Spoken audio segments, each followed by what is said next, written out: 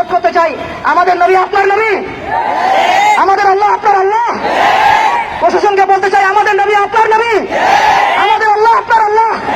আমরা জনগণকে বলতে চাই, আমাদের আল্লাহ আপনার আল্লাহ, আমাদের নবী আপনার নবী। এটা কোনো সাম্প্রদায়িক আন্দোলন নয়, এটা কোনো সাম্প্রদায়িক আন্দোলন নয়, এটা একটা জাতীয় আন্দোলন, এটা একটা জাতীয় আন্দোলন। মান সাব্বা নবিয়্যান ফাকতুলুহু, মান সাব্বা নবিয়্যান, মান সাব্বা নবিয়্যান। ওয়া আখিরু দাওয়ানা আলহামদুলিল্লাহি রাব্বিল আলামিন। আসসালামু আলাইকুম ওয়া রাহমাতুল্লাহি ওয়া বারাকাতুহু। সম্মানিত তাওহীদি জনতা, আপনারা সকলে জানেন যে আমরা কি উদ্দেশ্যে এখানে একত্রিত হয়েছি। আল্লাহ রাব্বুল আলামিনের দরবারে আমরা লাখো কোটি শুকরিয়া জ্ঞাপন করছি যে আল্লাহ রাব্বুল আলামিন আমাদেরকে আরো একবার শাপলা চত্বরে আসার তৌফিক দিয়েছেন। এই শাপলা বাংলাদেশকে ঈমান এবং কুফরের মেরুকরণে বিভক্ত করে ফেলেছে। এই শাপলা বাংলাদেশকে তাওহীদ এবং শিরকের মেরুকরণে বিভক্ত করে ফেলেছে। গত জুমার দিন আমরা এখানে ছিলাম, আমরা কি দাবি উত্থাপন করেছি সেটা আমাদের প্রশাসন সরকার খুব ভালো করেই জানেন। কিন্তু বিগত 7 দিনে আমরা এর বিরুদ্ধে কোন রকম ব্যবস্থা গ্রহণ করতে দেখি নাই। আমরা এখানে তথাকথিত কোনো গণতান্ত্রিক আন্দোলন করতে আসি নাই, আমরা এখানে কোনো ইলেকশন করতে আসি নাই, আমরা এখানে নতুন কোনো রাজনৈতিক দল ঘোষণা করতে আসি নাই, আমরা এখানে কোনো রাজনৈতিক দলের নেতৃত্ব করতে আসি নাই।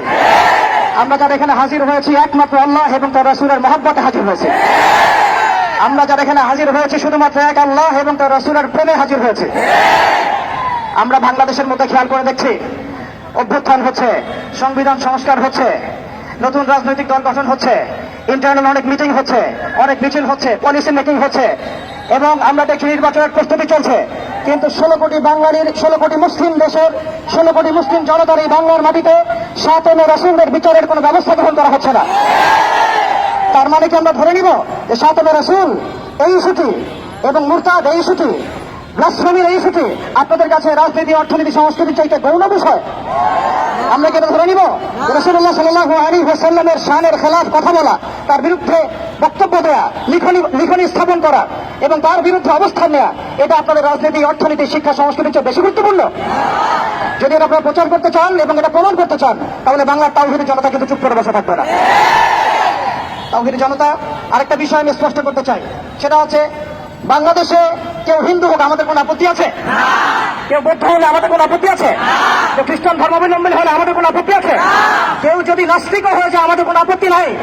কিন্তু নাস্তিকতার দোহাই দিয়ে সেই লেভেলকে ব্যবহার করে যখন আপনি আল্লাহ এবং তার রাসূলের শানে কটূক্তি করবেন, আমাদের আপত্তি তখনই আমরা ঘরে চুপ করে বসে থাকবো না ইনশাআল্লাহ। আপনি নাস্তিক হয়ে জাহান্নামে যান, আমাদের কোনো আপত্তি নাই। কিন্তু নাস্তিকতার আদলে আপনি মুসলিমদের সেন্টিমেন্টকে আঘাত করতে পারেন না। আপনি কোন ধর্মের তাবেদার হয়ে ইসলাম ধর্মকে কটূক্তি করতে পারেন না।